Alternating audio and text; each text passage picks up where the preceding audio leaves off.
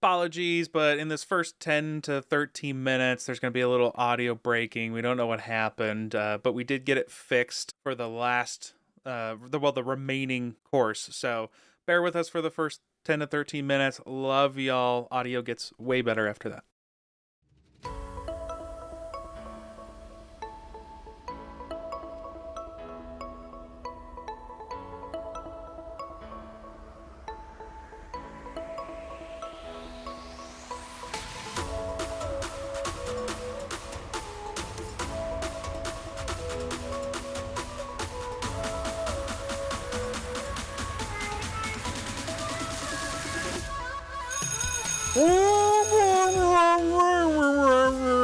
I'm just kidding. Welcome to the Game Professors Podcast, where the students have taken over. We profess our love and hate for all things video games. I took a bite right before we started, and Heru wasn't sure if I was going to get it in time, so I had to have a little fun with that one. Anyways, getting into it today. The rumor is that the simps are cheating for Twitch thoughts in WoW. Nintendo says tariff refund is for me and not for thee. Of course, don't take that personally, as they're having a pretty rough week after being dealt a major blow in their patent lawsuit and watching Palworld eat their lunch again. Troy Baker says gamers need to stop name-calling executives, and AAA studios are just trying to feed their families in these trying development times. Of course, I may be paraphrasing. GameStop came and put up road signs and survived, but the UK retailer Game missed that exit sign and drove straight off a cliff into bankruptcy. One dev talks about Microsoft throwing their obscene amounts of money around and paying all of their bills, making their game profitable day one. Gamers voted with their wallets, and now we all have to deal with the consequences. And we look at comments from a former Valve writer, GTA 6 potential pre-order numbers, and Sony's harsh social media guidelines. In a tale of two remakes and one game's redemption arc, we look at the state of three different decade-old games. And if we have time to go over, we have a handful of some new gaming hardware releases, some cool, some interesting, and some utterly ridiculous. Let's get into some quicker announcements. Kratos has been recast in the God of War movie. Now, I'm not sure anyone necessarily is fully invested in this, but I did think this is a little bit of an interesting story because it doesn't happen often. But Ryan Hurst has officially stepped down from the role as Kratos in the Amazon Prime Video live-action God of War adaptation after an incident in June where Hurst suffered a severe bicep tear, ouch, while performing an on-set stunt in Vancouver. The injury was significant enough to require immediate surgery.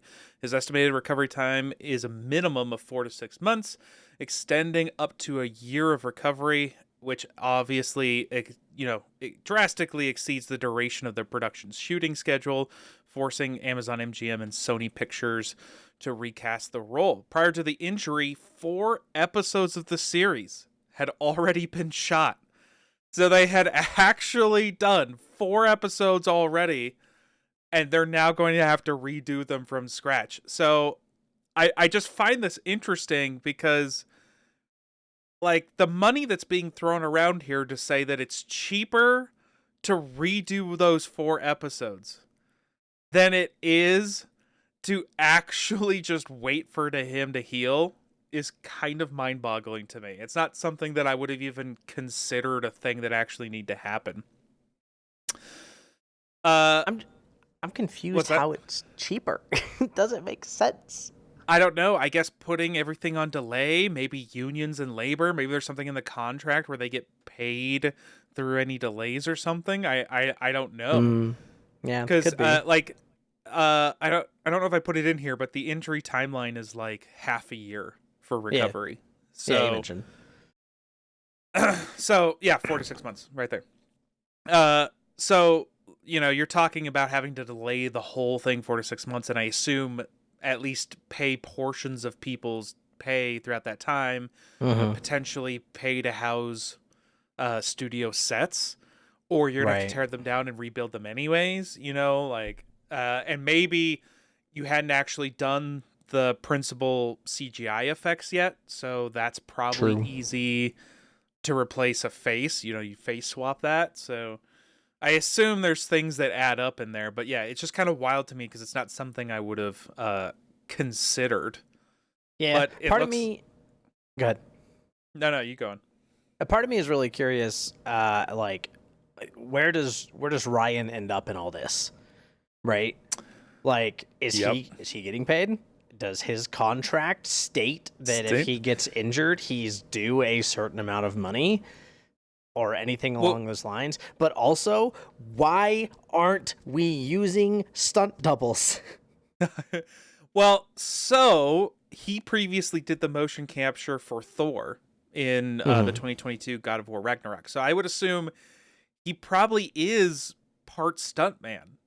So Sure. You know, and you're talking about a war movie, so they probably wanted somebody that could have the face on camera without doing a face swap while doing some of the stunts, I would imagine. It's the Paul Walker situation all over again. Pretty much.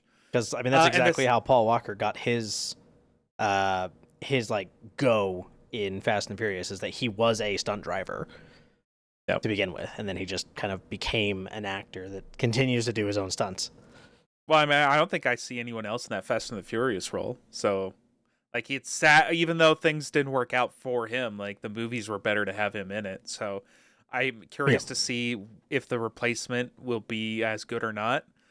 And the thing is, he actually, you know, not to answer your question, but to add more fuel to the fire, he actually was on a contract for 2 seasons. So, I don't know what that looks like, because we haven't even finished season 1 and he's being replaced. So, I mean, there's no way they can strip him of the contract. There's no way in that contract it says, if you get injured, screw you, you get nothing. Oh, yeah, there's some kind of clause that, like, they probably had to pay him a lump sum to get him out of that contract, for sure. Yeah. Like, Which there's may no end up way that working he was for just him screwed. because he's probably got some of that video for his, like, profile that he can send out to people. I mean, and if he gets a lump sum, he's got the money. But obviously, it would be better to get their exposure regardless. But that ship has sailed. Yeah. So, I mean, he even had gained 40 pounds of muscle for the role. Wow. That's some freaking dedication. The dude was jacked. I mean, well, you're playing Kratos, so you have to be, because you have your shirt on like 0% of the time. Right, exactly. No one wants to look at dad bods swinging around the chaos blades. You know? We had that already in Thor Ragnarok. That's true. We did. That did happen. Anyways, I do find it interesting because it can go one of two ways. There are a few examples, one being Maze Runner, another one being the 1939 Wizard of Oz, where one of the actors had to be replaced after filming began because he was allergic to the aluminum dust for the makeup of the Tin Man. That one makes sense because he had to be hospitalized and like, hey, you can't wear the makeup, so... Right. But outside of that, the one time that it did work out very well was for the first X-Men movie in 2000. Turns out Hugh Jackman was not meant to be Wolverine initially. It was supposed to be, Dougray Scott is how I'm going to pronounce that, was initially cast as Wolverine. However, an injury sustained while filming Mission Impossible 2, combined with production delays on that film, forced him to drop out of the role after principal photography had already commenced. So Hugh Jackman got the job. We would have had a very, very different Wolverine. Those are wildly different archetypes. True. I mean, we all won in the end, so... Hugh Jackman will forever be synonymous with Wolverine, just as Robert Downey Jr. is synonymous with Iron Man. You just can't not, put those two together. So at least for the next 100 years. Yeah, true. So who knows? Maybe the replacement will be our Kratos, and we'll end up filling the role very well. Unfortunate for Ryan Hurst, but it is what it is. Outside of that, we do have some good news from a major console manufacturer. I know the last few weeks, and there's still some more things later in here, but we actually have some good news instead of just bad stuff constantly. So, GameSpot reports that Xbox hardware sales have more than doubled. So, instead of one, they sold two consoles. No, I'm just kidding. Xbox Series X and S unit sales experienced an 86% growth compared to June 2005. Factoring in dollar sales, Xbox hardware revenue officially more than doubled year over year. Now, this does put it in third behind, I'm pretty sure, PC and PlayStation. So they did move up. Just, they're still not beating PlayStation at the moment, but it's better than where they were. It does represent the highest sales month for Xbox consoles in 2026, and obviously the brand needed a win, so good for them, I guess. Kind of a few things playing into this. You're looking at Forza Horizon 6 being a very successful launched game that a lot of people looked forward to and enjoyed heavily. And the new CEO switchover probably got a lot of people interested. And I do know in late June there was also that Sony news, so I don't know if that contributed a little bit to people buying consoles out of spite, maybe. Who knows? There was also the rush to buy consoles before the third time console price hike, so that probably was the majority of it. But it did happen. They got double the sales. The other thing, the main reason this is here is gamers actually got a win as Xbox officially introduces a backwards compatibility for original Xbox titles on PC. So the program launched an early release with 4 classic titles: Blinks the Time Sweeper, Fusion Frenzy, Crimson Skies, High Road to Revenge, and Conquer Live and Reloaded. The games are fully integrated into the PC Xbox app and are included at no additional cost for all Xbox Game Pass tiers. Furthermore, anyone who already owns the digital console license for these games automatically get the PC version via Xbox Play Anywhere. So that's great. I mean, we're not talking even last gen or anything. We're talking about something from late 90s, early 2001. So right after the turn of the century, that you're able to actually play on PC. And to be fair here, they didn't just port the games, they actually upgraded them a little bit with some 4x resolution scaling, VSync, full screen, and windowed modes, blah, blah, blah, a few other things. I want more than this. This is things that I can get down for. There are some, I don't have a lot of digital original OG Xbox purchases, but I do have quite a few Xbox 360 purchases that I wouldn't mind being able to play again if they become available, just go back to. So if we can get more of this, I would absolutely be ecstatic to do that. But I think that's all we have for on the intro. Let's get into some interesting scandals in gym class. Alrighty. Audio should be good moving forward, and we get into gym class. So we're taking a look at some drama around the gaming world, usually esports, but not this time, just the good old-fashioned drama as we get into a World of Warcraft GM cheating scandal. Heru, what do you got for us? Oh my lord, this was the dumbest thing I think I've ever seen come across my Wowhead news posts.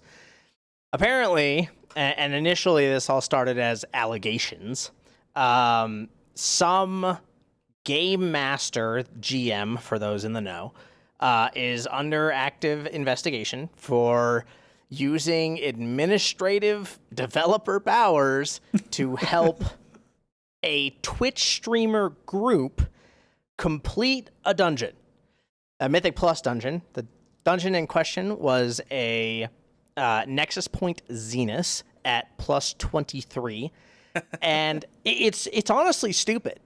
Because this key didn't matter whatsoever. It wasn't score for most of them. It was only score for Yarabyte, which is one of the people in this group that we'll be talking about. And it was her alt. So she didn't care. She didn't care. She already has title on her main. It doesn't matter if she gets it on her alt. She's not going to care. So it's really stupid, and I don't understand why this happened. So just to kind of rattle off the facts here, it's proven.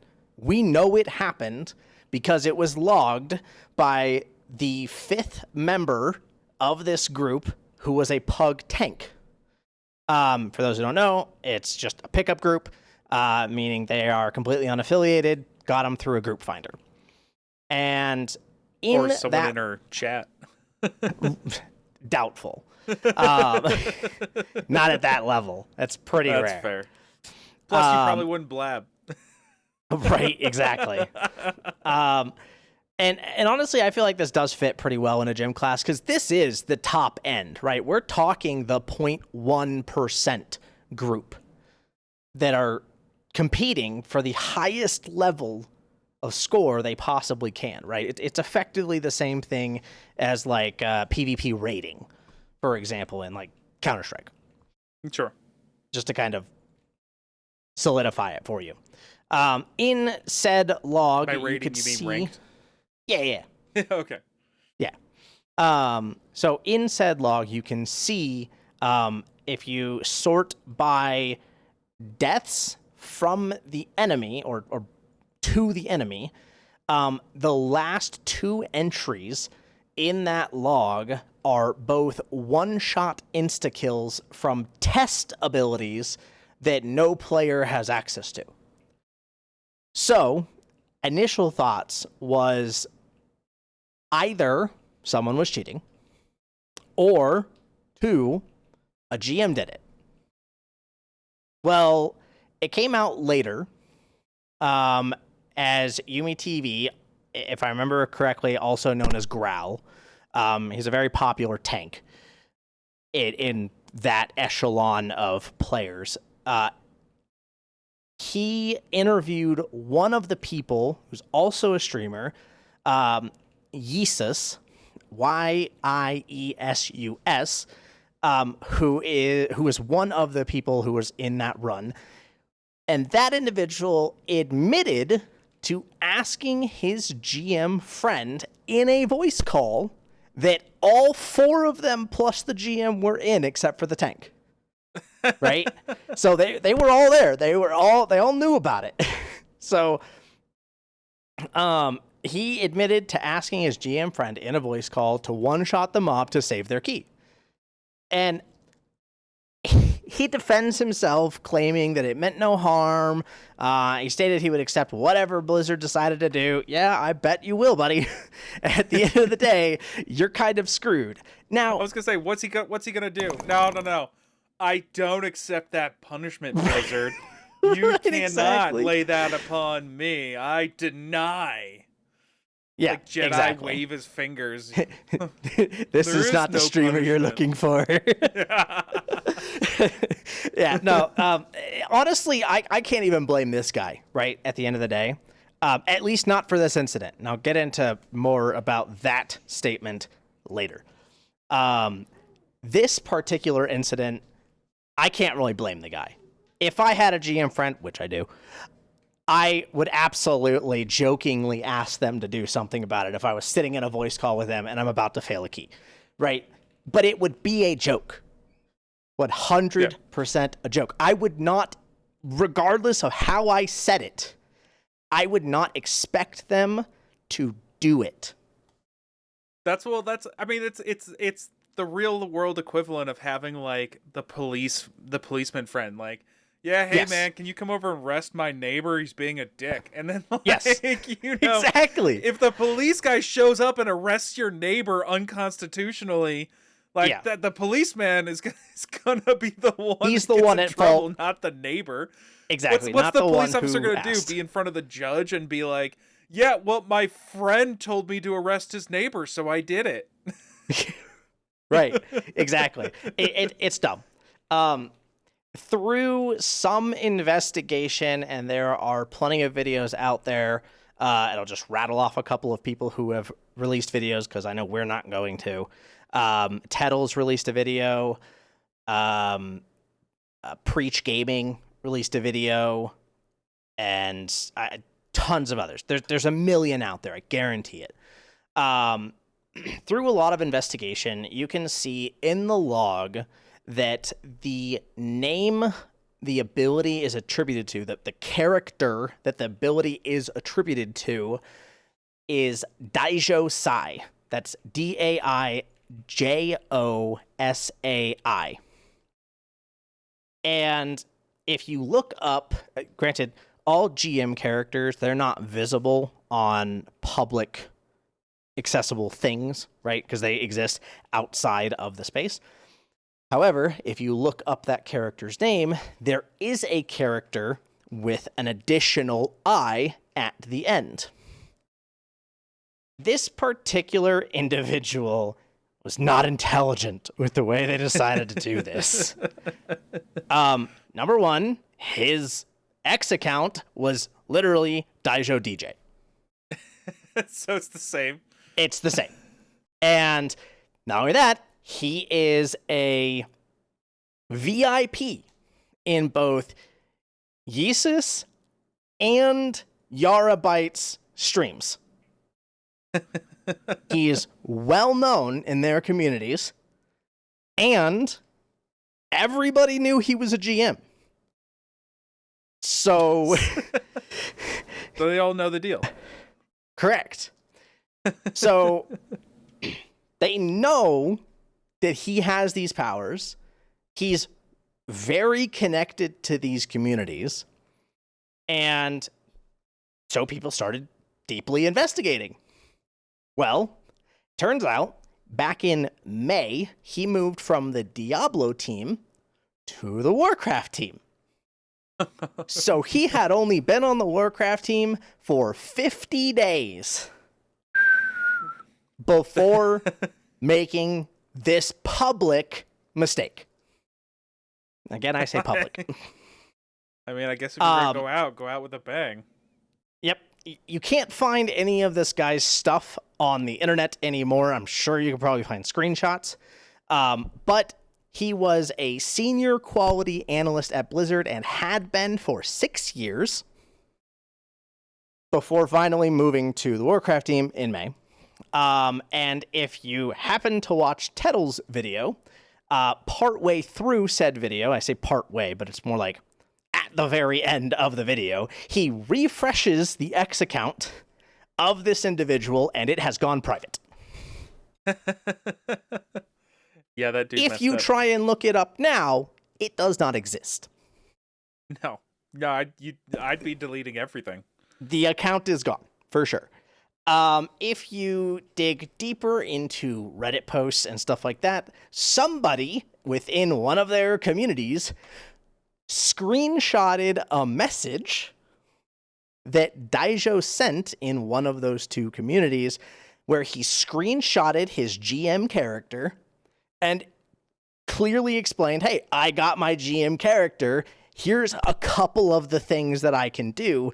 And it was mostly memes like, I can copy your character, I can look in your bags, I can see what your keybinds are, all that stuff, right? It was meme stuff. And I doubt that statement alone makes him, like, breaks any rules. Because, like I said, I have GM friends. They are very open in terms of what they are able to talk about and in terms of what kinds of powers they have. It's not that impressive. It's the same amount of development powers that you would expect any developer to have at the end of the day, right? Like, they have God mode. They have the ability to instant kill anything. What? They have the ability to complete quests for you. Like, they can do everything in the game, right?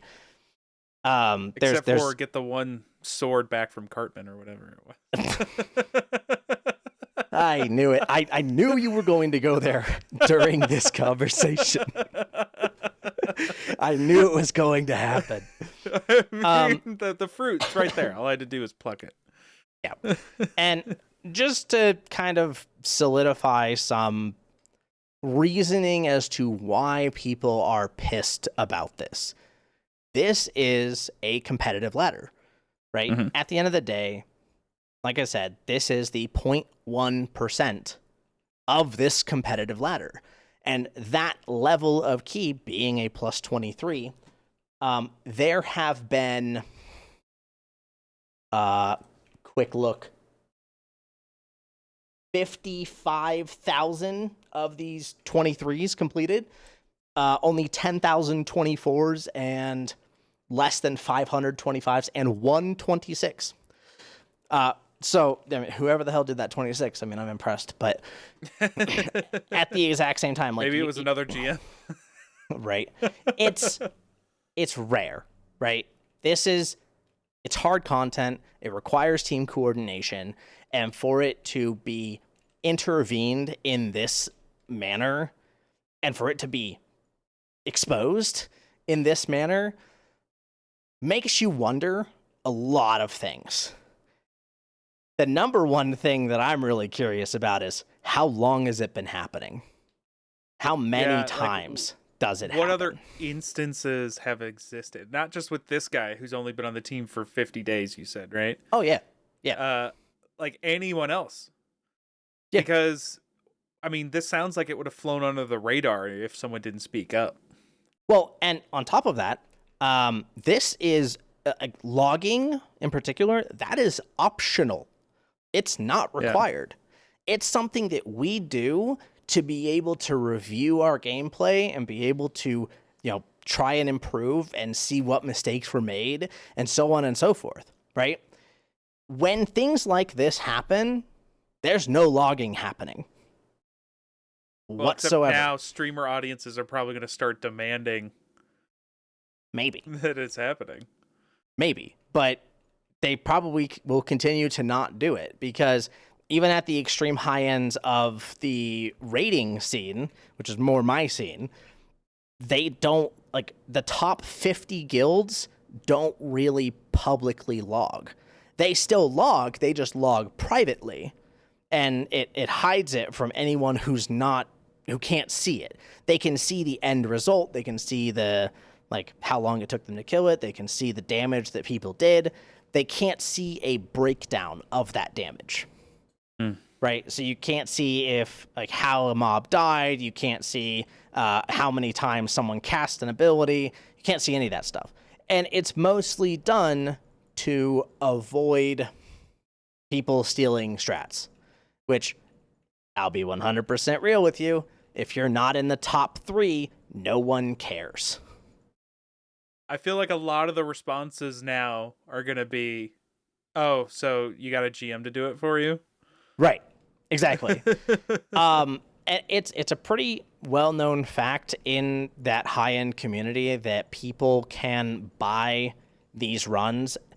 It's pretty difficult around that 23 mark, but at the 20 and up mark, like 20 to 21, 22-ish mark, it is very possible to carry someone who is not complete and utter dog shit, right? As long as they are pulling their weight, they're not dying a million times, they are doing damage, whatever, right? It is possible to carry someone who would not normally be at that level.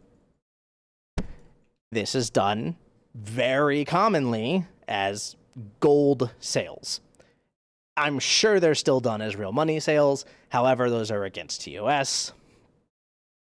But it makes me wonder, how often have these runs been done where there's a GM watching the run and ensuring that it goes smoothly?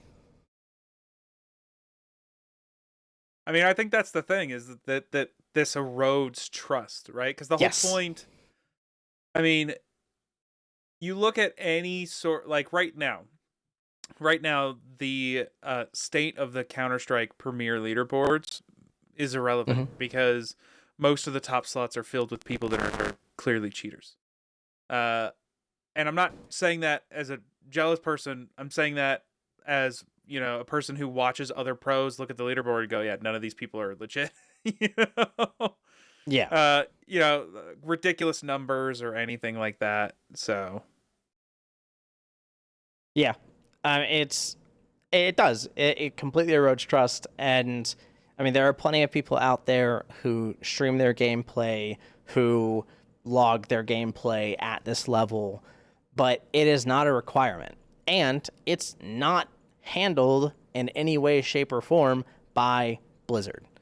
It's It's not mandated. It's not really policed in any way.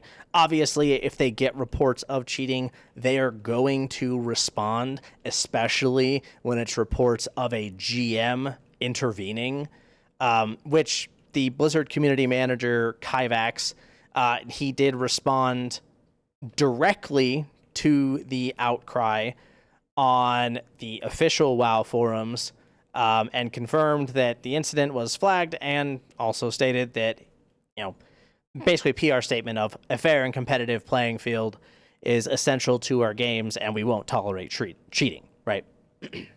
So as of today, the internal investigation does technically remain open. They haven't made any other statements about that. However, the entire community is kind of in an outcry that this individual should probably just be terminated. And I mean, yeah, this is a great way to just lose your job at the end of the day. And I don't know, it erodes a lot of the trust that any of us really had in GMs, which has already been eroded over time in general. So I don't know.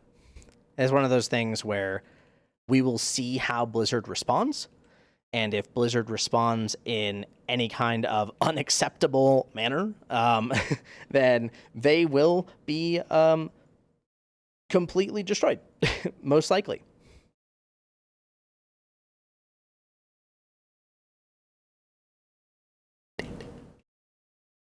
That's the thing. You have to come forward and be upfront about something happened, and we're doing everything we can to avoid any sort of problems.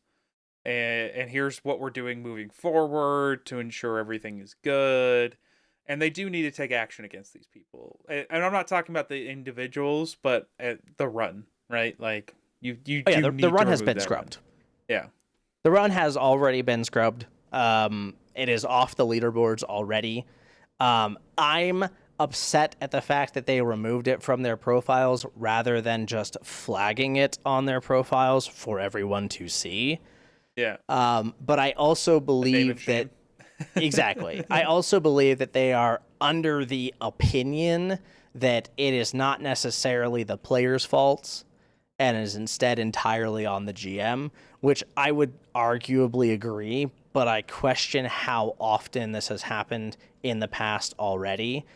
I highly doubt that Yarabite, given her status and the fact that she has had title many times, I highly doubt that this has ever really happened to her intentionally, or that she would, control something like this and intentionally make this happen. I don't know Yssus nearly well enough to determine that, but that man does keys like mad. He easily does 10, 20 keys in a 2-day period. And I'm just I don't understand how you're still doing it, dude. We're near the end of the season. Yeah. I mean, here's the thing. They knew though, right? Because you talked about how they were all in a channel together. Was it her or? Yeah. So it was her, Jesus, the GM, and 2 others. But so here's the thing. They do have culpability, right? If I give you $1,000 of stolen money and tell you this money is stolen, right, and you choose to keep it and use it, well, you've taken on part of that responsibility. So sure. I'm not saying they need to be banned or punished or anything. I think the flagging of the run is sufficient enough, but you accepted the thing that was clearly wrong, and accepted, or was it forced upon her? Okay, let me ask you this. Did any of them make any effort to come out and say anything about it until it was already out there? That I don't know. I mean, here's the thing. If none of them spoke up before the information had gotten out there, then yes, you now own partially. I'm not saying you are fully responsible, but if you clearly were not going to say anything and accept the run, as is if no one ever found out, then yeah, you own some of that. At least a little bit of it. Yeah. I mean, I would have to agree. Generally, individuals in that 0.1% range, they know Blizzard employees. They are oftentimes friends with Blizzard employees because once you get that high, you generally start competing, right? Sure. And in competition, you generally meet Blizzard employees. So, like, there's no way that one of them couldn't have just DM'd a Blizzard employee that wasn't Daijo, to be clear, that, hey, something weird happened at the end of this run. And like, they were probably private logging, right? There's no way they weren't. They could have easily uploaded the private log and sent it to the other Blizzard employee just to see, what they thought about it. And that probably would have sparked an investigation in and of itself. But at the same time, if they are friends with this individual, maybe they didn't want to get him in trouble. But I don't know. I mean, again, I'm not saying they need to be banned, but you own some of that. I mean, if you go to a tournament and one of your teammates is cheating and you know he's cheating, and then you're can be cheating. Proven that you knew he was cheating, and you still went, cheating. Even though you're not cheating. Yeah, you're partially complicit. Yeah, 100%. And there's not a voice recording of it or anything. At least not of the initial conversation with the GM. But Yeezus did, like I said, admitted it directly that he did ask the GM to save the run. It was not mentioned whether or not somebody else said, no, don't do that. But I think it's a bummer. It definitely erodes trust a bit. Was this person terminated, did you say? We have not seen anything else regarding on it so far. This whole thing kind of came to a head. I want to say it was like literally 2 days ago. What would you do if you were the GM? Let's say you lost your mind, you took this action. What do you do now? Let's say you see the news is starting to get out there. I mean, that depends. Did you actually do it? Can you make some kind of excuse? You did it. if you definitely did it, let's just say you did. Just quit. Quit. Move on. Change your name. I don't think you quit. I don't think you quit. Don't think so? No, because I feel like, assuming you got caught up in it all, right, and that you still want the job. I'm not saying you don't lose your job at the end of the day. Yeah. But I'm saying, let's say you still want the job. As soon as you realize you're busted, any point in time, the smallest thing, and I'm not saying wait to see if it blows up. I'm saying as soon as there's any indication you're busted, you need to go to your boss, say, I screwed up. I got caught up in the moment. Here's the thing that I did. I think it's going to get out there, but I wanted to come to you first so that we could get PR involved. And obviously, whatever needs to happen to me needs to happen, but I want to make sure that you guys are prepared and able to come out ahead of this. Assuming you're actually remorseful. Yeah, that's fair. I mean, this sat for 6 days. That's what I'm saying. Like, he should have. It happened on the 16th of July. Okay. And the Reddit post was the 21st of July.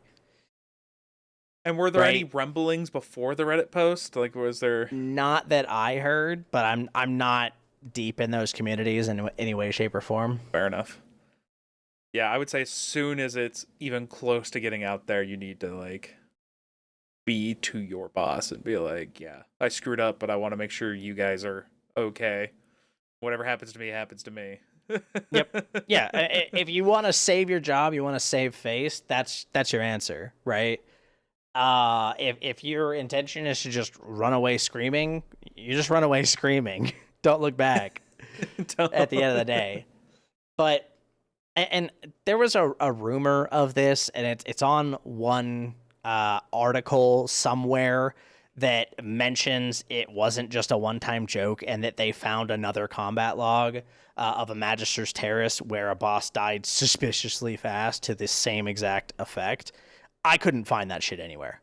Yeah. I looked through all of Yesus's logs. I looked through both characters of Yara's logs.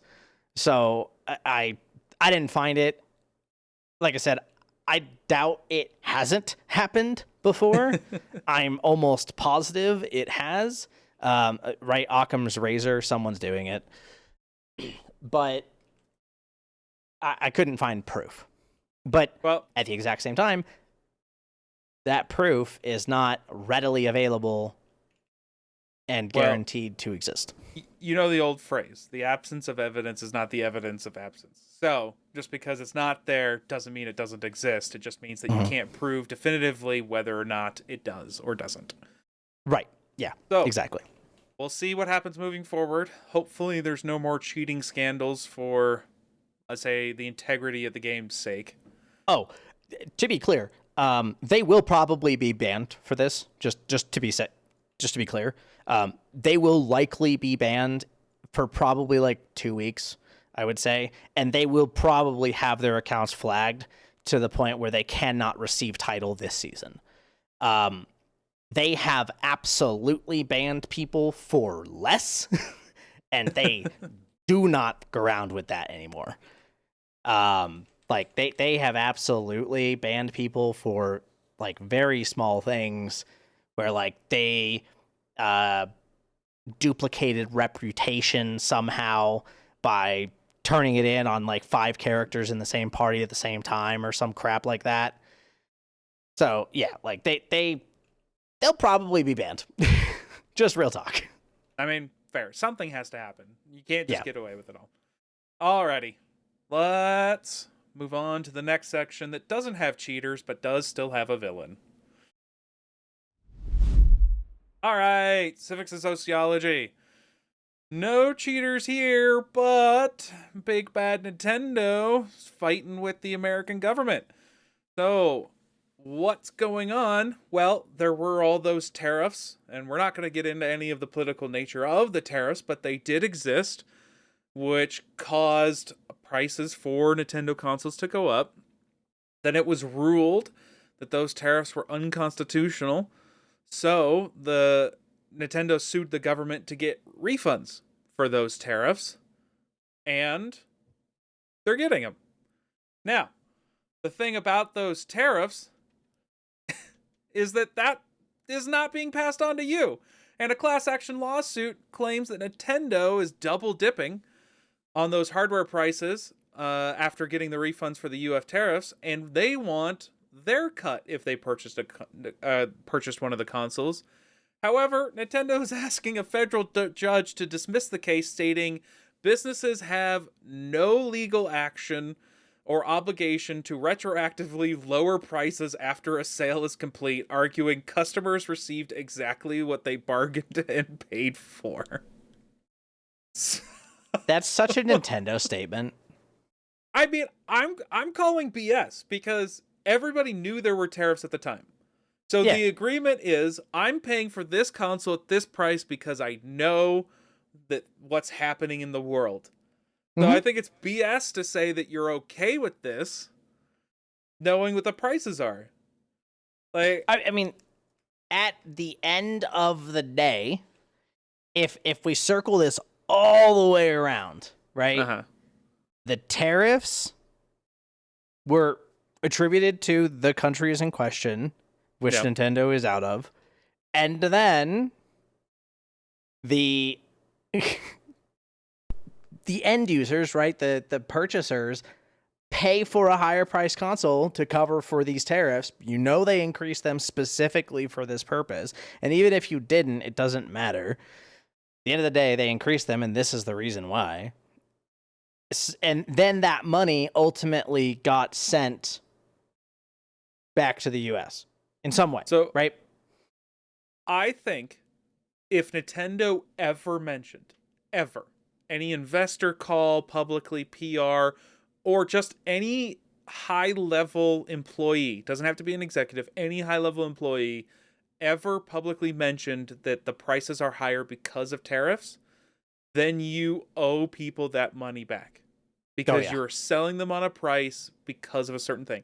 That would be like Valve getting the $1,300 for the Steam machine, right? And saying, hey, we're pricing it at cost because RAM's so high. And then all of a sudden, a year later, Micron or whoever they're buying memory from goes, yeah, hey, actually, we're going to refund you the overhead costs for all of that. So you're going to get like $200 to $300 back per console you sold. Right. Like, I'm not sure that would fly with consumers. I don't know about legally, but I'm not sure that would fly with consumers. I think there would also be a class action lawsuit. Hey, return us the money. You said you were pricing it at cost, and you got all that money back. So we bought it in good faith, and now you made way more money than you said you were going to make. Your cost was lower. Yep. So. Oh, yeah, definitely. I don't know about the legal motive, or I'm not the legal motive. I don't know about the rule of law here, who would even be in the right. But it doesn't put Nintendo in a good light. Like, none of this is endearing in any way. Nintendo's got a huge, big, fat paycheck and gave a middle finger to all their customers. So they were already refunded then? Yeah. So, with them ruling in February 2026, that they were unauthorized, basically it's going through the courts, so I don't think they actually have the money yet, but it's looking highly likely that they will get that money. Right. Okay, yeah. So then, at the end of the day, if they get a refund for something that they passed down that cost to their consumers, give it back to the consumers. Regardless of the legal obligation, don't be an asshole. No, definitely don't do that. No one's going to be happy with that in any way. You're going to alienate consumers. You already got problems. Yeah, so many problems. There are so many people who already do not like you. Nintendo is widely known as being money grubbing. Well, yeah, money grubbing and lawsuit happy. Yeah. So apparently they don't like it when the tables have turned, though. Weird. Now, here's the thing. They actually don't have a perfect track record anymore. Good. You mean the tables have turned? The tables have turned. Because Japan's patent office, the JPO, rejected one of Nintendo's Pokemon-related patent applications covering touchscreen gameplay features like moving characters, throwing items, and choosing battle commands. So, while they may be potentially getting money from the US government and not giving that back to their customers, they're also probably not going to get money from the most likely source would be Palworld, but anybody that has any of these quote-unquote features. So, the examiner ruled that ideas lacked an innovative step, pointing to prior examples, notably a 2013 Pokemon fan game on YouTube, where they were using similar mechanics and that it was already public before the patent was filed. Ha!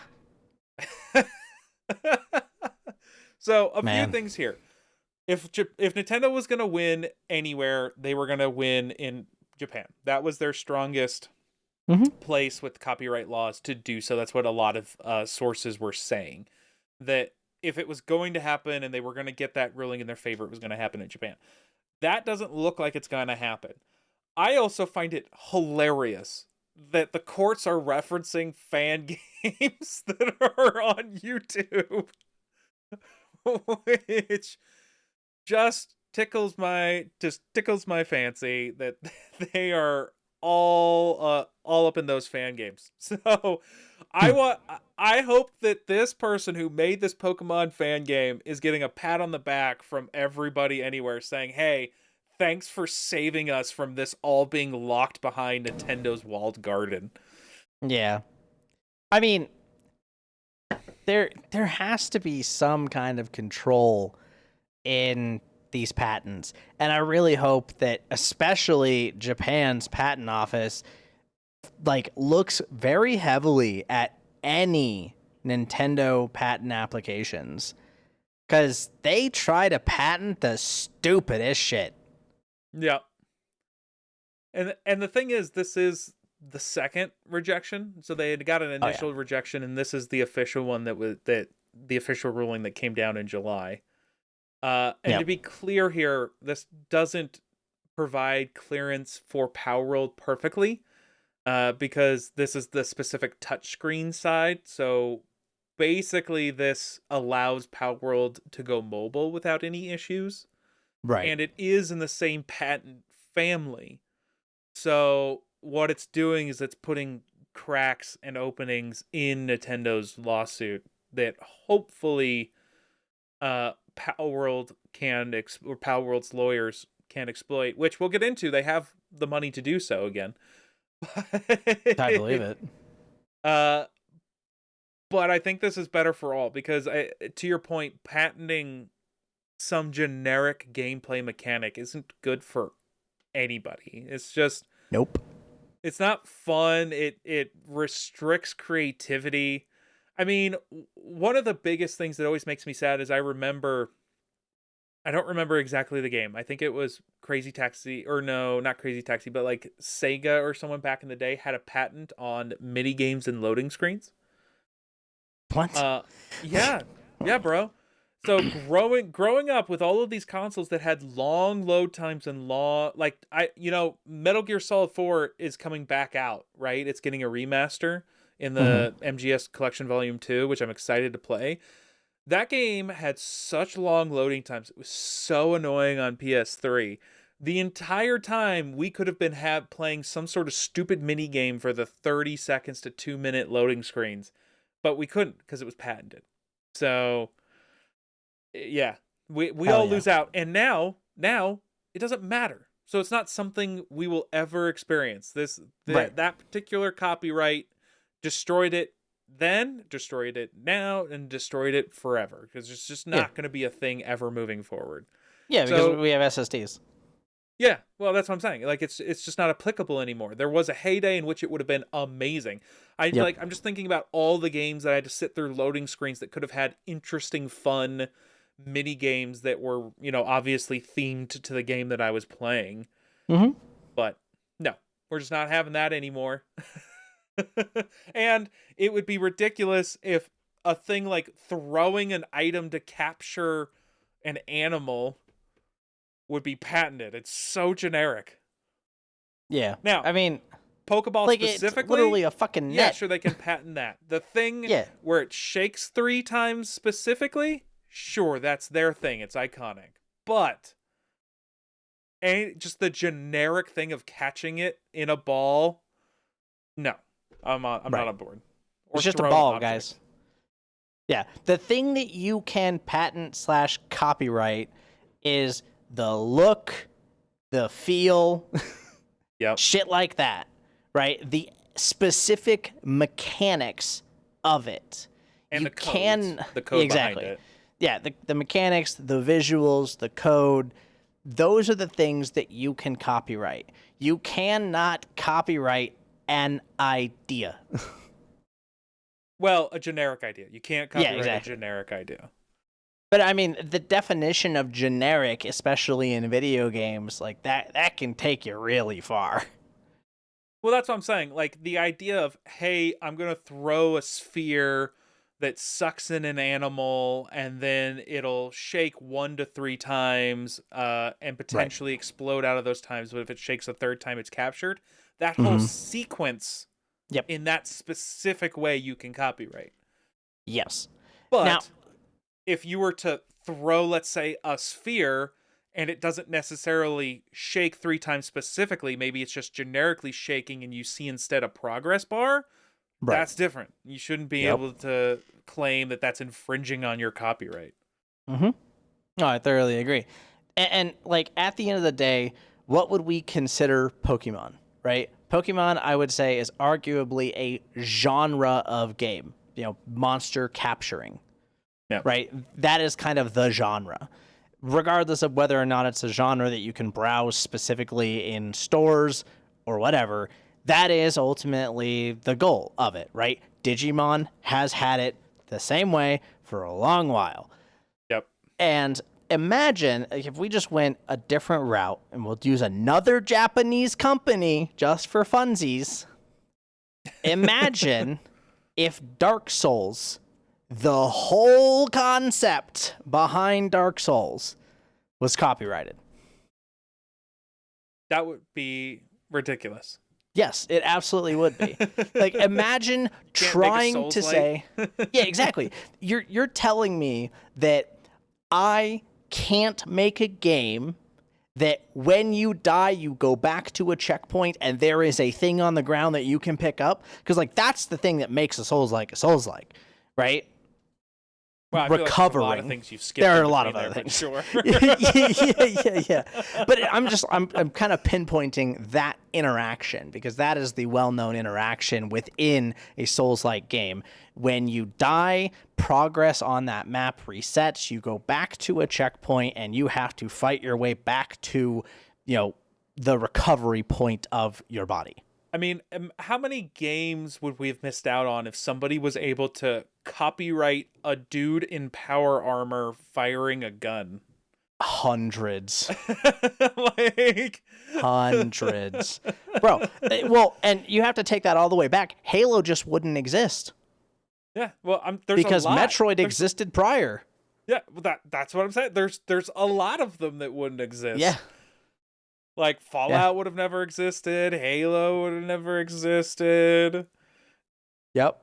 Absolutely. I mean, I guess, what came first, Doom or Metroid, right? Metroid came first, so... I mean, Doom's not in power armor. Well, the Doom guy, though. He technically does have armor on, technically. But I don't know if it's considered power armor. So, but now we're getting into the semantics. Armor versus power armor. It's ridiculous. Exactly. Well, I mean, yeah. Well, that's kind of the point, right? And if we look at a patent that arguably has done nothing, you've not succeeded outside of destroying the potential creativity that everybody else has. Look at the Shadows of Mordor mechanic, right? Yeah. That whole fucking like boss or enemy mechanic where they actually level up when they kill you and stuff like that. Yeah, the Nemesis system. Nemesis, thank you. Yeah, the Nemesis system. What has that patent done other than stop people from trying to recreate it and potentially vastly improving the gaming space? And Warner Brothers is basically out of the gaming market at the moment, so we're not even going to get anything with it for a while. Yeah, and no one's going to pay them to use that to like license it. I wonder if it's technically different if you use AI for it. Does that get around the patent if you have AI do it? Versus that's a hilarious concept. It wasn't any one human that did it. Well, because I assume the patent is like coding where something recognizes something, but if you just tell AI, like, hey, remember player actions and hold animosity to them, you're doing it a different way, right? So I don't know. True. I honestly don't know. But point to your point is that there's a lot of things that we miss out on. Now, I'm not saying a company shouldn't be able to have their intellectual IP. Like, I'm not even saying the Nemesis system isn't necessarily something that shouldn't be copyrighted. I do think it probably needs to be a little bit more narrow. And there needs to be something in between where you can copyright something, but you have to be willing to license it to people for like a reasonable price. I don't know. Yeah, for a reasonable price. And I think that is the big thing, the reasonable aspect. Maybe if you're not using it, right? Like if you're going to be making games with your copyrighted thing, that's fine. But if you're just going to copyright and sit on it and kill innovation, I think that also. I think the biggest problem is that the length in which copyright and patents are protected has not shortened. Well, you can thank Disney for that. Yeah, I'm aware. But, like, it hasn't shortened. Isn't it still, like, copyright's still, like, 50 years? Well, it depends on the copyright. So... Okay, fair. I don't know the copyright for IP or mechanical things, I think that is a little shorter. Huh. But I do know the copyright on generic look and IP of, like, let's say a movie or a character is like 99 years. So, That's dumb. I mean, yeah, but Disney did it so that they could keep Mickey copyrighted up until whatever it was 8 years ago. Some ridiculous thing when things finally started entering public domain again. They got like 25 years added to it. Because it used to be like only like 70 or something. Hmm. But it's obnoxious. It's life of the author plus 70 years. For corporations Uh-huh. or work for hire creation, it's 95 years from publication or 120 years from creation, whichever is shorter. Yeah. But the problem is that you can refresh a copyright by simply publicly or public. But only Thank you. the new version, though, is copyrighted. So, like, yes, you can't, like, Steamboat Willie is what made it into copyright, a few years ago. Even though obviously Disney has done new things with Steamboat Willie, that original Steamboat Willie went to public domain because that thing is passed. But if they had been using, I think if they had been using the Steamboat Willie image the whole time, it might have been a little different. But I don't know. I'm not a copyright lawyer. Anyways. Fair.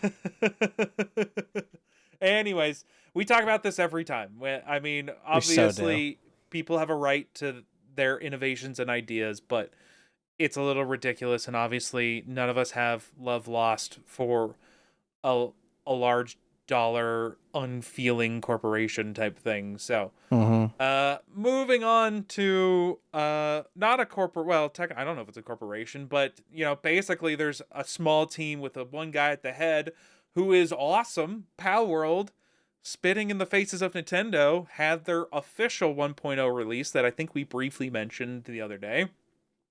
And so it's in its 1.0 version launch on July 10th and hit almost 1 million concurrent players on Steam. Now, considering this is 2 years after its early access launch, that is amazing for all involved. Because, to be quite honest, I never thought that they would hit that popularity again. So they obviously did enough to bring people back, and they've kept up the goodwill. I've seen them post on social media every now and then because I still follow the guy, Bucky or whatever his name is. Yeah. So I still follow him, and he always seems like a great guy, and thankfully it paid off for him. So they've hit approximately over the official launch and the early access release, about 30.5 million copies of Palworld have been sold, generating roughly 700 million in revenue. So good for them. I just hope that at the end of all of this, and specifically at the end of all of these patent infringement lawsuits, they send a thank you letter to Nintendo for keeping them in the news. Right. I mean, you're not wrong. Like, it's keeping them on the public zeitgeist. And none of this includes even the Xbox sales, so it could be even upwards of like 40 million potentially between Game Pass and Xbox. But good for them. I hope that they succeed. I hope that Nintendo doesn't sue them into oblivion and copyright everything. And I know they already made changes into the game to avoid a lot of that. Like, you can't, because Nintendo has a copyright on writing Pocket Monsters. Like, now you use a glider or whatever when you're jumping off. I think you can still ride some animals, but so they had to change a few things already, which was a bummer. But still a great game. If you haven't played it yet, what are you doing? Go grab a few friends, hop in, play it. It's Pokemon with base building and essentially firearms. So it's a good time. Here's the thing that kills me, okay? Nintendo is doing all of this work instead of just making this game. And I'm not saying with the guns, right? You have Zelda. You could do the whole bow and sword thing for your Pokemon without any issue. You could actually just straight up rip the Tears of a Kingdom, like, building thing where you can build the contraptions. Just rip a version of that, put it in a Pokemon game where you could build your own base and then like build your own vehicle to get around the world. I don't understand why. It would be probably one of their biggest releases if they took Zelda and a Pokemon game and put them with a Ditto in the Egg Center. They would end up with a fantastic game that I'm sure would sell probably the same amount, if not more, as Palworld for a full copy price. Oh yeah. I don't know why they don't. I don't know, man. I mean, at the end of the day, Nintendo has made a lot of poor decisions when it comes to Pokemon in general. Namely, like Pokemon Mystery Dungeon. That was a fantastic spinoff. And like they didn't take that forward in any way, shape, or form. It was originally a turn-based dungeon crawler, effectively. Yeah. And it had quite a few online elements. It's arguably one of my favorite Pokemon games. And like they could have built that out into the craziest dungeon crawler that you could have even made it similar to what freaking Fellowship is. Right? Like where it's just this cool online thing where you just pick through a bunch of Pokemon and they have abilities and stuff like that. It just turns it into a standard tab-based or tab target RPG, right? Like they could have done so many things and they just didn't. Nope. They just continue to make the best budget version that potentially costs less than their Super Bowl commercial and put out there. Yep. They continue to reskin the original Pokemon Yellow. I guess technically the original was Pokemon Blue, but still. And just they keep reskinning the same thing over and over and over again and adding little tiny extra bits to it, and that's it. And the 3D isn't like necessarily even the 3D that people want. Oh my god, I know. 3D. It really is. It's like 2.5D. The game could be so cool. You know the other thing that I never understood why they didn't do? Because they had AR in the Pokemon mobile game, right? Why didn't they have Pokemon Snap that used AR on your phone? I don't know. I mean, that's a great point because Pokemon Snap, thank you, was another amazing like side or spin-off game. And like they made a new one. What was it, like 2022 or some shit? 21. Yep. And I'm like, you went 21 years not making another one of these games when it was easily one of your most popular games on the N64. And then the one you could have made using a mobile device and AR, which would have been the best version of it, or you could have made you could have partnered with Meta. I mean, I would have preferred Steam, Index, but you could have partnered with Meta and made a VR Pokemon Snap. Oh my gosh, I honestly would probably go out and buy a Meta, or at least like find a friend that has it so I could borrow it, just to play a VR version of Pokemon Snap. That would be absolutely amazing. I'm 100% on board with that. But no, we didn't get that. So. Yep. Alrighty. Enough with our lambasting of Nintendo. Let's get on to business and econ. Alrighty. Troy Baker has some thoughts and concerns during a 40-minute interview in an episode Access Granted hosted by Insider Gaming on July 14th.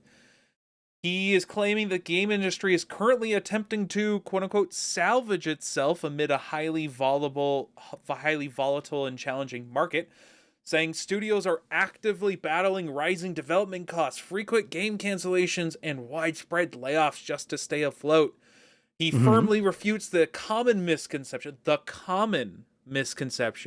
that game companies are universally run by greedy fat cats with limitless funds. And their primary goal for many studios right now is simply remaining in business while keeping their staff working and paid. Baker defends the polarizing shift towards live service models, arguing that if these games help keep a studio running and protect jobs, the strategy is entirely justified. Huh. Weird. Now, I could say a lot of shit if I was worth $6 million too. Right?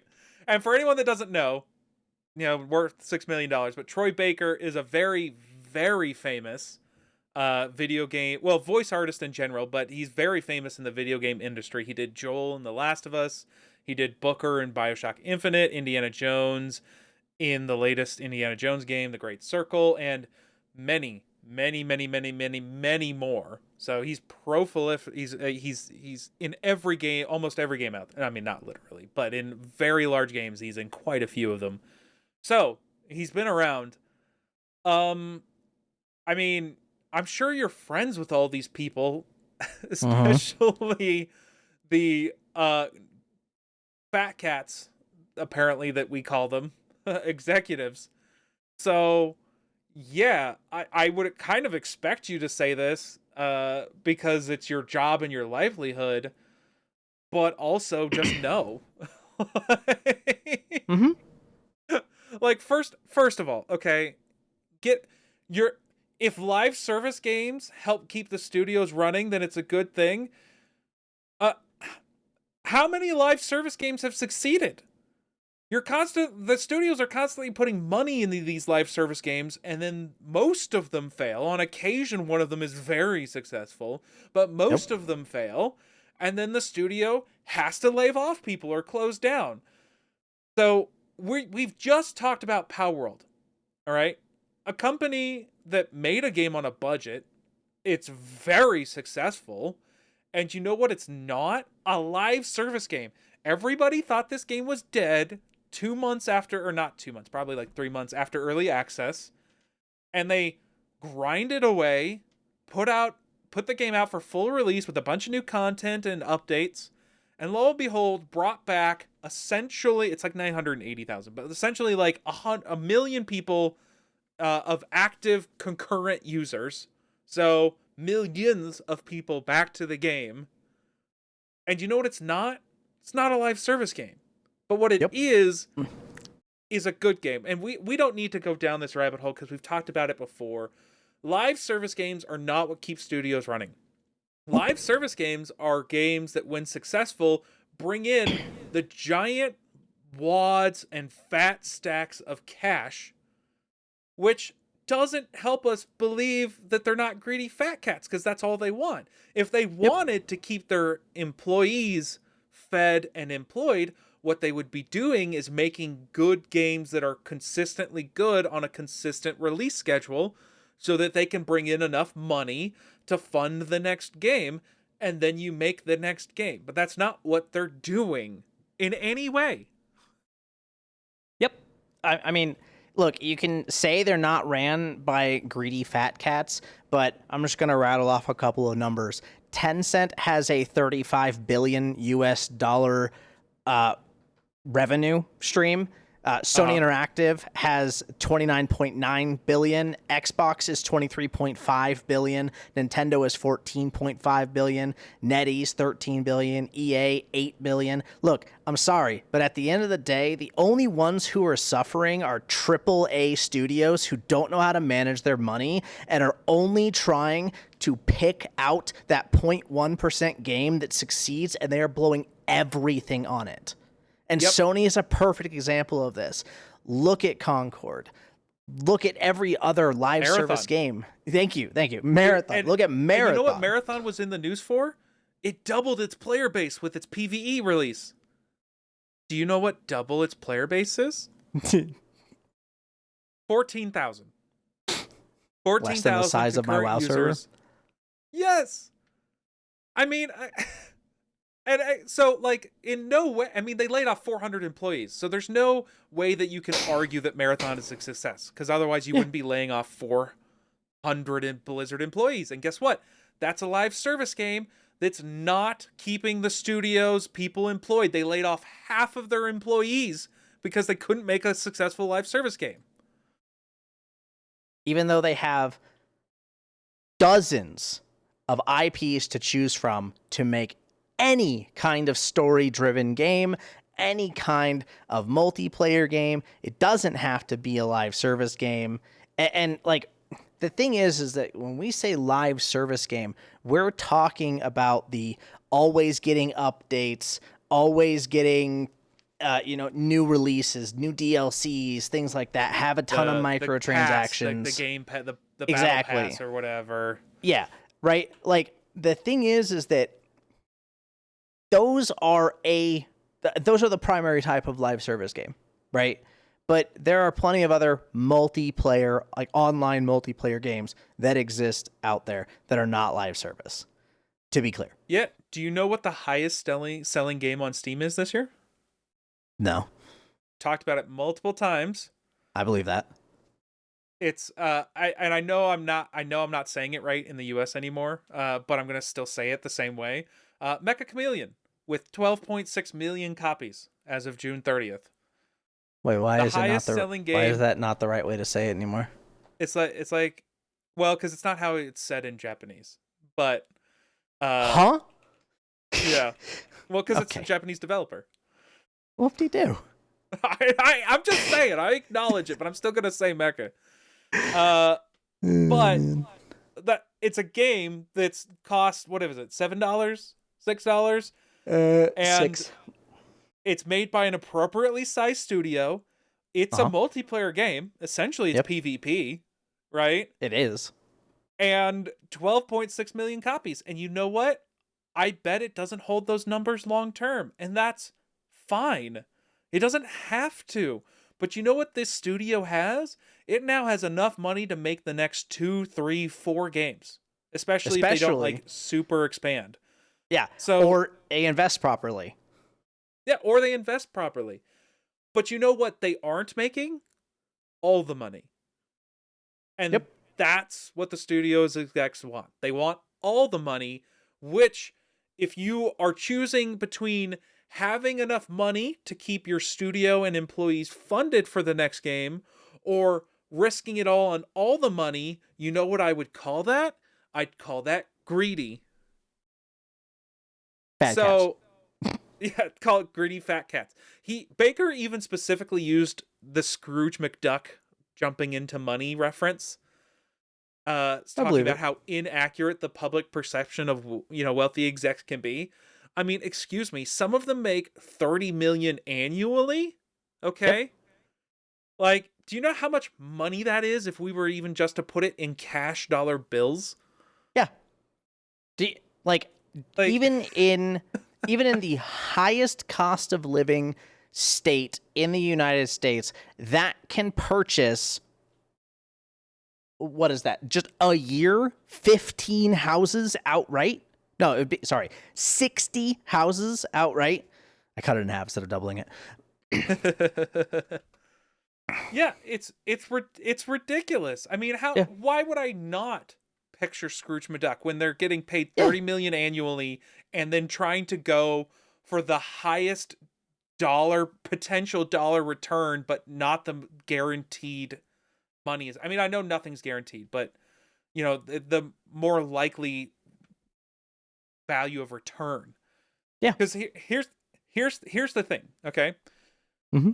Most execs last longer than a year, right? So let's say 4 years, right? Let's say 4 years at $30 million. If you were to get that all in $100 bills, do you know how much weight of money that would be? A lot. It's about 2,600 pounds. 2,600 pounds of money. Do you know what I picture when I picture 2,600 pounds of $100 bills? A greedy fat cat? I picture Scrooge McDuck. That is a pool's worth of money, okay? Mm-hmm.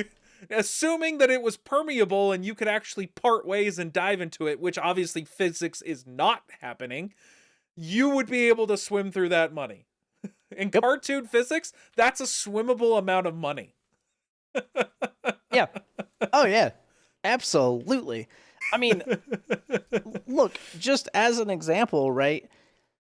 There CEOs even at just not-for-profit companies, right? They are required to publicly announce their salary, right? Or at least publicly expose it, right? They have to report how much they are making in a year. For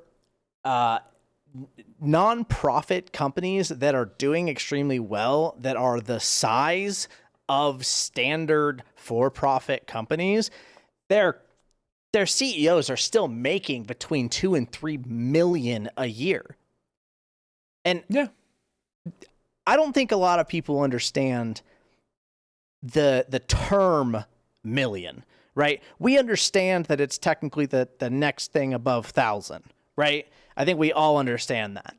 But, and there are plenty of YouTube videos out there that are literally going to describe exactly what I'm saying. If you give someone $1,000 a month to survive, they're not going to do it. It's not going to happen. But if you give them $10,000 a month to survive, they are living like kings. Okay? It's that simple. That's the next denomination up. Now, give that individual $3 million a year and divide that by 12. You have given them $250,000 a month. I could buy 3 cars a month and not notice. I could just simply buy that and not notice anything else going different in my life. Yeah. These people 100%. do not need this amount of money. No. I make less than 100,000 a year. And I live very well. Most people make less than 100,000 a year. Yes. But the individuals who make, and I'm not even going to fault the people who make 500,000. Okay? Like, they're living great. They're living the fucking dream. Okay? But the people who are making $1 million a year, their lives don't even look the same. They live in a different fucking world than we do. Now, none of us are saying that you can't be rich and also be a good person and altruistic and actually go, yeah, I'm focusing on my employees. Gabe Newell. But the point is, as Heru has said, you're actively living a different life.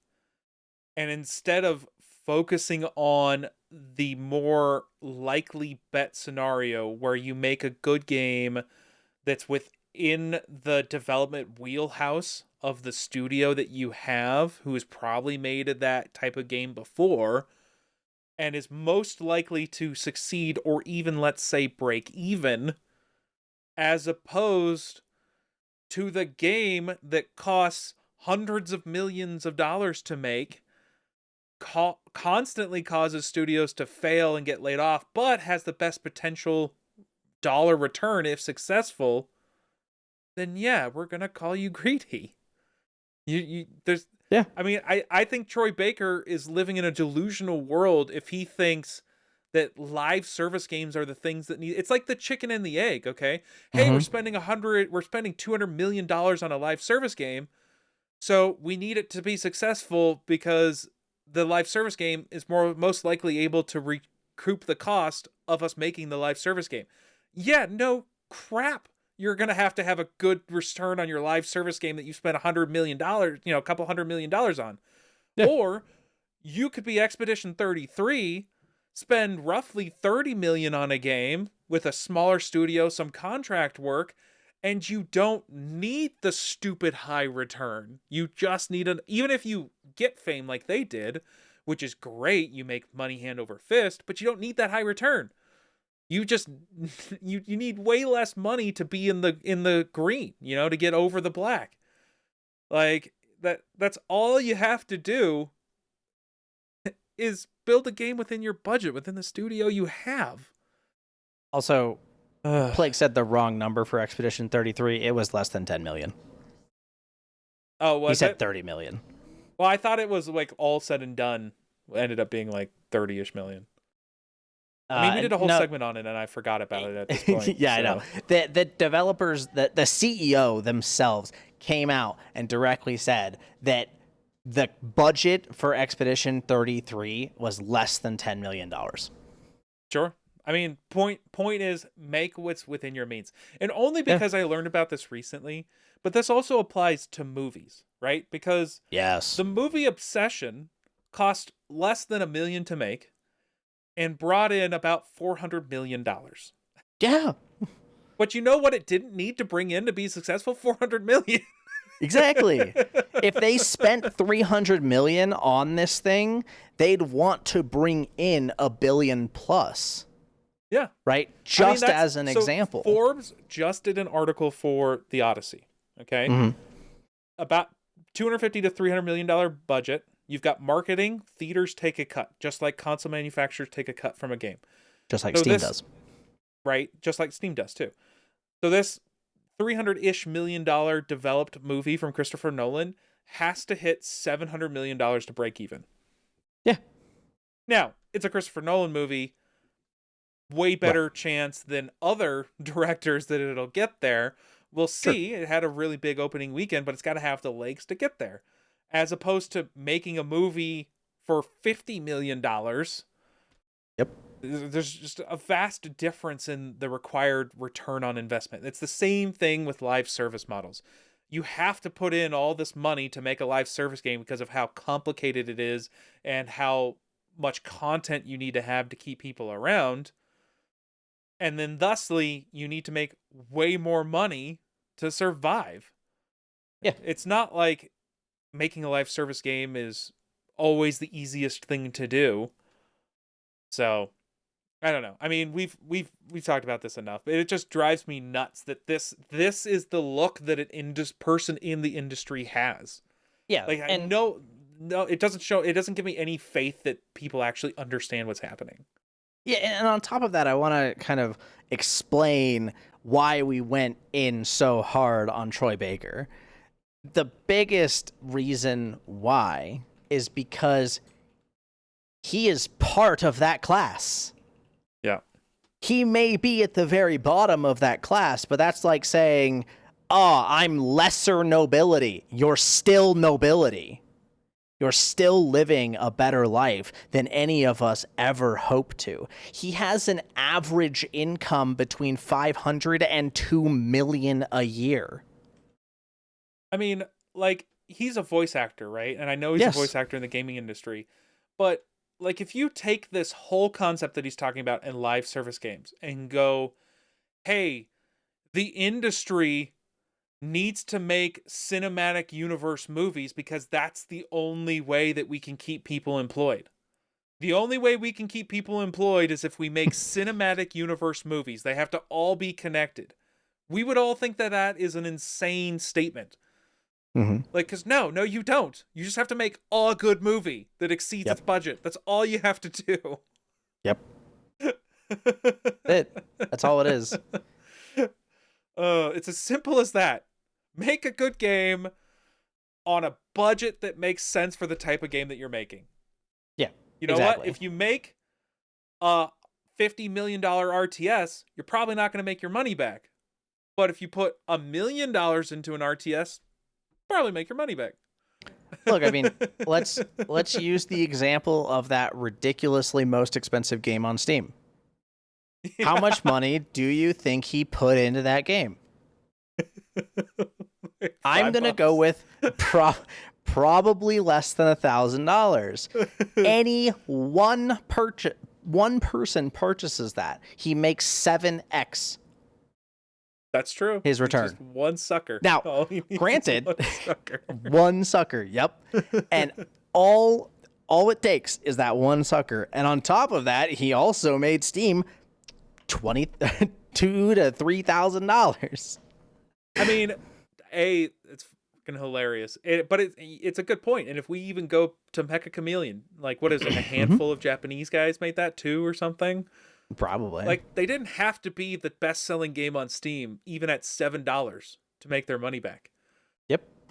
I would imagine selling what $10,000 to $20,000 probably covers development costs, assuming they did something else in their side gig or something. But like the point is, they didn't need to get this popular to be able to bankroll their next game. Yeah. Well, and on top of that, in case people don't understand how like engine royalties work in particular, under a certain amount of like player base, you don't have to pay for a lot of engines, right? They're just free to use because the way that those engines make money is from the bigger companies, right? Yep. So once you break that number, all of a sudden you have to start paying them, and you're there's a high chance that once that number, you don't really care as much. Exactly. You've already made tons of money back already. But if you do break that number, the difference between not breaking that number and breaking that number, yes, your profit per copy is going down significantly. But at that point, you've already made and sold 1 million copies. Yeah, and to be clear here, they're probably hitting 15 million units sold, and they've generated $71.3 million in gross revenue. That's not profit, but $71.3 million in gross revenue on a game made by 2 people with whoever's taken a cut. You've made tens of millions of dollars for each person. Well, yeah, and I mean, look at Peak, right? As an example, another game that did the exact same thing. In fact, the developers of Peak even stated directly that they didn't intend on releasing that many updates in the first place. Yeah. But they were riding the same high that all of their players were, so they kept developing. With, free of cost, too. Yeah. And I mean, their YouTube short about how $8 is $5 is funny. We've talked about it before. It is definitely a good one. Yeah. Oh, man. Which is why it's funny to me that Mecha Chameleon only went for $6 instead of $8. I mean, you're not wrong. I don't really feel like we need to go any further down this path because we've kind of explored everything we needed to, but I just think it's indicative of what is wrong with people in the industry and how they view game development at the moment, and it's just completely incorrect from a consumer outside perspective. Yes. So, yeah, I mean, we see the games that are popular on Steam and that make money and that make the splashes. Yes. And just to sum it all up, the reason that these companies are struggling has nothing to do with the amount of money they are making. It has everything to do with the amount of money they are spending willingly. Yep. You know the thing too, just one last thought, I apologize. You know the thing too, why do these game developers not just make the good game beforehand, and then if their game is successful, turn it into a live service game? Can't tell you, man. I don't know. Like every successful live service game has done exactly that. You could even in your development have like the infrastructure to have a quicker turnaround without going fully into it and building it all out. That way, in case you do hit success, you can then kind of in a month or two flip it out there. Yeah, I mean, have it ready to go.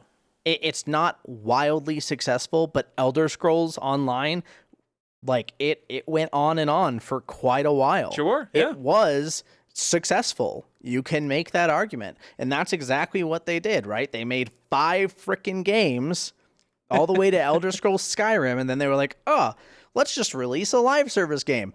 Intelligent. Now, granted, they tried to do the exact same thing with Fallout, and Fallout 76 was a fucking disaster.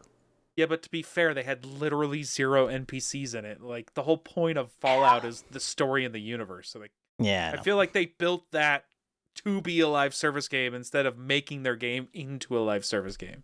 Yeah.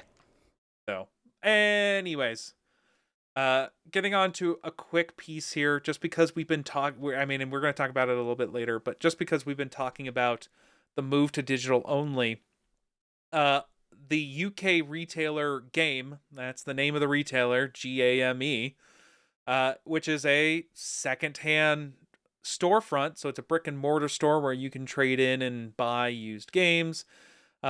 Basically went into the UK version of bankruptcy with about 12 million pounds or 15.8 million pounds owed to various entities. So they're basically closing a lot of their brick and mortar locations. It was started in 1990s and at its peak had 300 locations. And yeah, the used game market isn't where it used to be. I mean, when we talk about the digital only thing, it's mainly about choice and giving people an option, because there are still people that like to buy secondhand.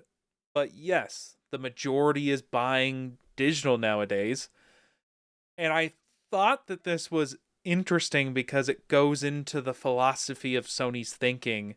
Mm. And it's interesting to point out that if anyone's like, well, in the US, we have GameStop and it's still around, I would point out that they had to survive because of a meme stock. True. So they almost went under as well. Mm-hmm. And their CEO, Ryan Cohen, has stated that Sony's plans to stop producing physical PlayStation discs is totally irrelevant, is his words, to the retailer, because their business for used game sales is about 12% of GameStop's overall business. Yeah. So they do a lot more of the merchandising, the cards, the other things that are basically nerdy around the gaming industry rather than the actual secondhand market anymore. Yeah, they've turned into the, God damn it, I had it on the tip of my tongue. The goth store. Hot Topic. Thank you. They are the hot topic of the gaming industry, right? They 100% are. So, I mean, there's nothing wrong with that. They adapted their business, and they have a bunch of cash on hand because of the meme stock. It's like $9 billion by the end of 2025 is what they had cash on hand. So it was wild.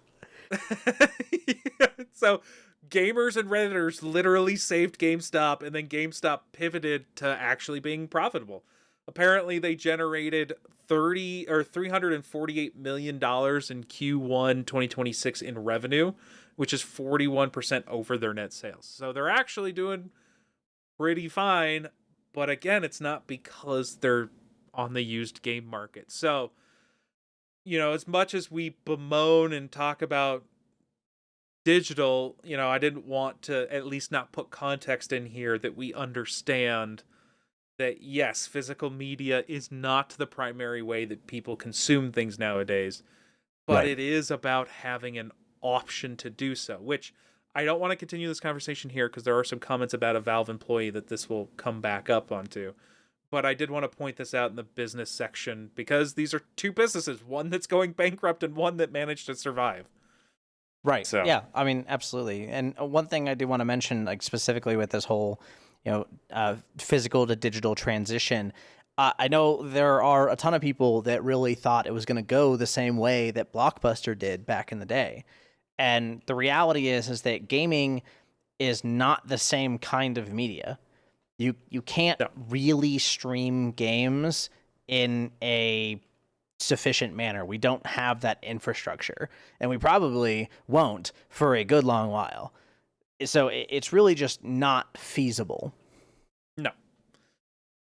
Alrighty. Outside of that, we talked about fat cats throwing around money. It turns out that in a July 2026 interview with Ukrainian YouTuber Oldboy, GSC Game World founder Sergey Georgievich, which would be the man behind Stalker 2, aka the studio that made Stalker 2, the game was very successful, and that's because Microsoft rolled in and gave them their entire development cost for console exclusivity. So Microsoft paid for an already made game in its entirety just to have it console exclusive. So basically, every game sale day one of Stalker 2 was, was pure revenue. Yeah, that's absolutely ridiculous. I mean, I'm sad that S.T.A.L.K.E.R 2 ultimately got hit on to only Xbox, but I mean, at the end of the day, it still launched on PC, so I don't care.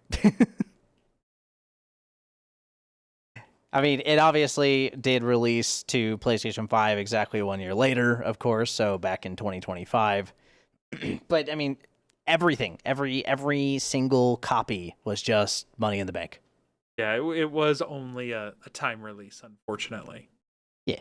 But I mean, to have a time right, to have a time release after you've already basically finished developing a game, and then whether it be Microsoft or Sony comes up to you and is like, "Hey, we'd like your game to be exclusive on our platform.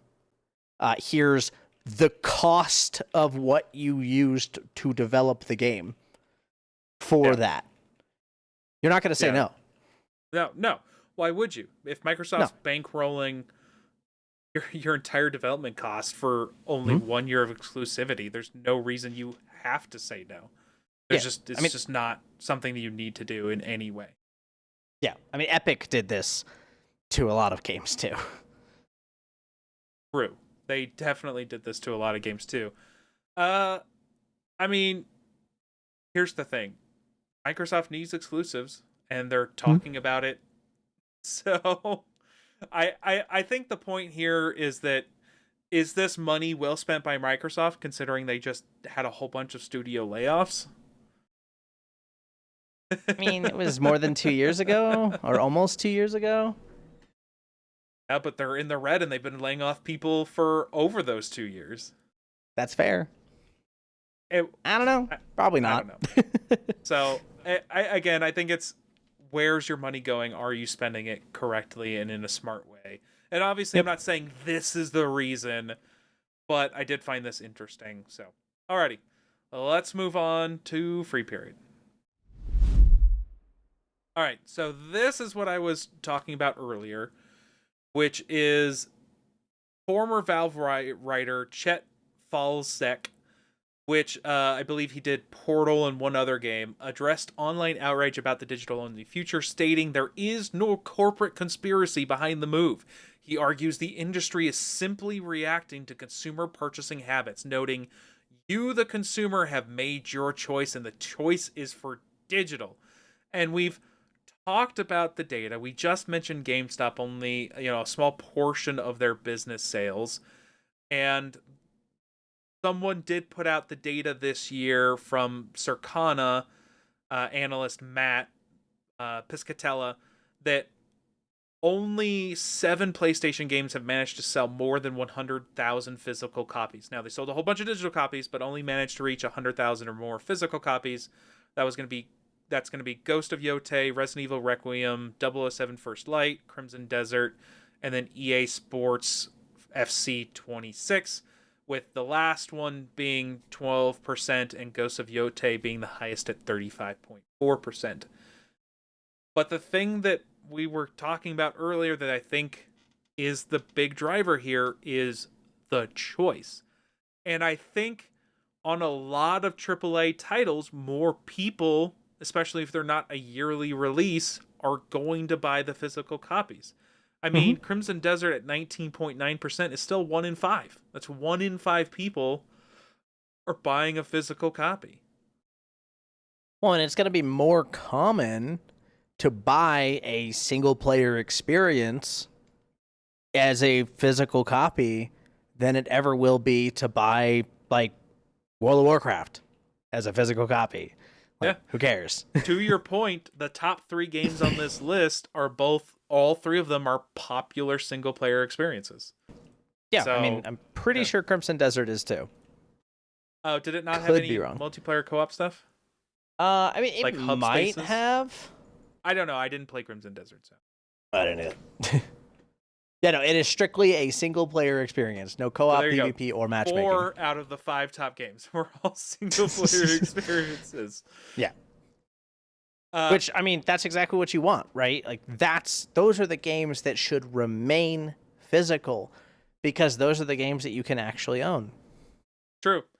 And should be able to play offline, right? Yes. Like, if I can't play my PvP only game offline, well, okay. Fable 3.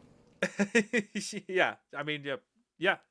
So I again, it's choice. It's about choice. It's being forced down a path. Gamers don't like being told that they can't do something. And I didn't put it here, but you can look for your own selves. I do think it's funny that the PlayStation announcement has basically kicked off an arms race for people emulating PlayStation 5 games online in any place that you would find those things available to you. Not illegal, but they may or may not exist out there, and people may or may not be doing them at an accelerated rate to spite. So something can't own, something can't steal. Not helping the matter or the situation is Grand Theft Auto is basically the thing that kind of kicked all of this off, and then Sony followed up with it saying, well, if Grand Theft Auto's doing it, they have the $80 base edition and then the $100 digital edition, and it's selling gangbusters. Like, it's no one is shocked here. In the first week of pre-orders, the game apparently generated $260 million globally. Now, that's all pre-orders, no product delivered, so none of it's actually available to Take-Two. But essentially, you had, in 1 week without the game being released, you had $260 million already accounted for on the books. Can we just reverse the way that we do physical copies? Like, I understand that releasing a digital only copy is a cheaper option. Okay, sure. No one's going to argue that point. But okay, so you release a digital only copy. I think that at the end of the day, if you are turning off downloads for said digital copy, then you should be required to give physical copies to everyone who owns the digital version. If it's a single player game, right? If it's an offline game, that's the fucking reality. Well, or not, you don't have to deliver me a physical copy, but deliver me a working version of the game, even if you're giving me a digital version of it.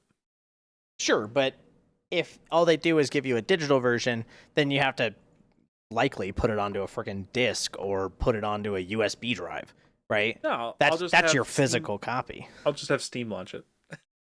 Right. But my point is that if you uninstall it, you can no longer download it because that download server has been removed. That's the point that I'm talking about. Right? We're talking far, far, far in the future. We're talking you've already made bank off of this game. Now return it to your consumer a little bit. So what you're saying is Sony needs its own Sony Internet Archive for games. Yeah. I mean, I'm on board. Give me a Sony Wayback Machine. That sounds like a great thing to me to have. Back when Sony was good. Yeah. And it's not just the digital pre-orders that GTA is racking up. It's specifically the $100 digital pre-order with GTA 6's $100 bundle basically being the #1 pre-order game across all 9 tracked global markets. No shock there because they basically stripped out a bunch of base features from the $80 version and shoved them behind a $100 paywall. So yeah, people want the full game. They're paying the $100. And again, like, none of this is going to dissuade any other industry executive from putting out a $100 game if their game is big enough. Right. From trying to do it specifically. Yep. But I think a lot of these developers need to understand Take-Two has had so much good faith. Specifically, Rockstar, that portion of Take-Two Interactive, has had a lot of good faith. GTA 5 was very successful. San Andreas was very successful. Vice City, very successful. 3, not quite as successful, but still pretty successful, right? All of these games have been successful time and time again. So doing something like this, people are more tolerant of it. They're just like, all right, fine, whatever. I But guess we will. if something stupid was to happen, like EA Games tries to release $100 game, and all it is the next iteration of some stupid football game, like, no one's gonna go for that. No. Nope. But we're here, and this is Yeah.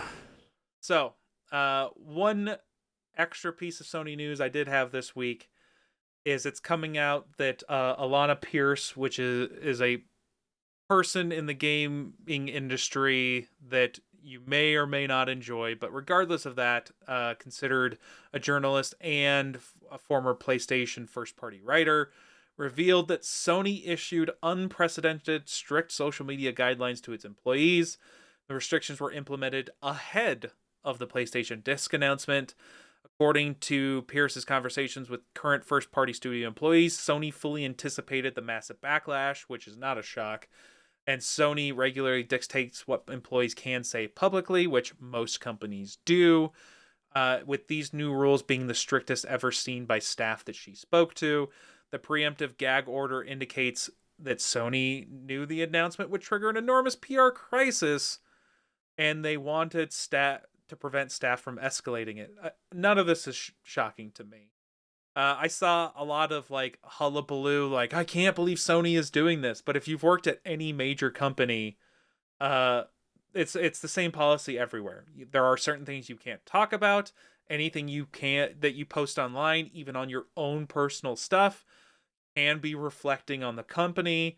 So they have a right to let you go if they believe the things that you're posting is a detriment to the company, yada, yada, yada. So I saw a lot of like outcry from people. They can't believe this isn't happening. Now, I'm not saying whether or not this is right. I'm just saying if you're going to be outraged about this, then like Be there's outraged a about lot all of of it. people in the world that you need to fight for. But Yeah.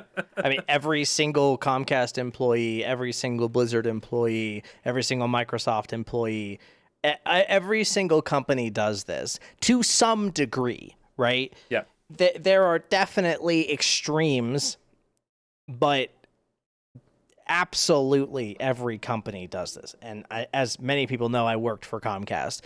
They absolutely did this. I watched people be walked out of the office for posts they made on Twitter.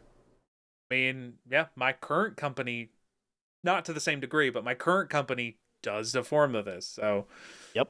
it's yeah, it's something in the industry. If you didn't know it was happening, I'm sorry, but it does exist. You are responsible for the things you say, even with free speech, and I'm a big proponent of free speech. I always will be.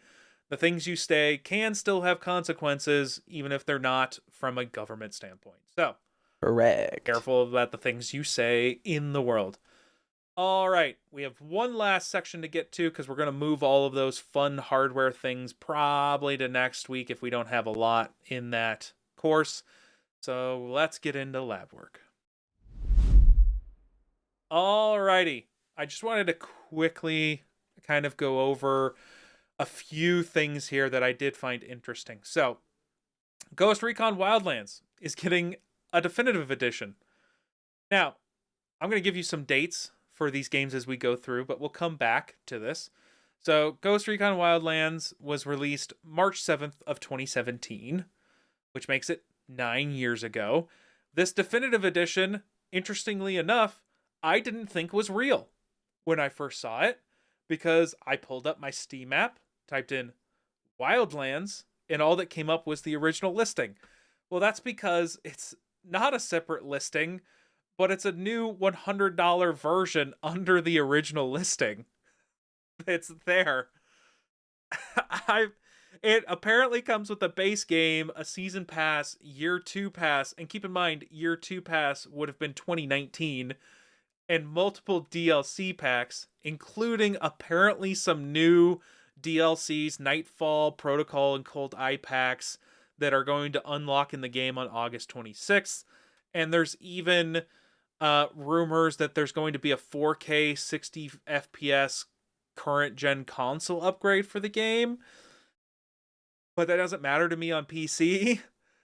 And all of this just seems ridiculous to me because none of this is a good announcement. Now, to be fair, a lot of this leaked, but like none of this, who's going to find this game? You're not going to find it on a search because it's part of a DLC. It's essentially a version of the game. And you're doing this for a 9-year-old game. This game isn't even a decade old. So I don't understand the point of all this. Now, I'm not going to bemoan new content, but this new content is behind a $100 9-year-old game. Like, yeah. Yeah, just okay. I mean, we did talk about the pricing for Black Flag Resynced last week. So, like, the whole thing is ridiculous to me. And we'll circle back to this in a second. But there was also, back in the news, the Knights of the Old Republic remake, which is a game that came out in 2003. Now, for anyone that doesn't know, Star Wars Knights of the Old Republic was an RPG from BioWare back in its heyday, and it's considered one of the better RPGs, especially Western RPGs, out there, especially for its time. So it's getting a remake, and it is confirmed that it is actively being worked on. Saber Interactive's chief creative officer, Tim Willits, officially confirmed earlier this year that the game's still in development and is progressing smoothly, with the studio aiming for a release potentially end of 2026 by maybe putting something in the Game Awards, although it could obviously slip till 2027. Now, 23-year-old game getting a remake? This makes sense to me.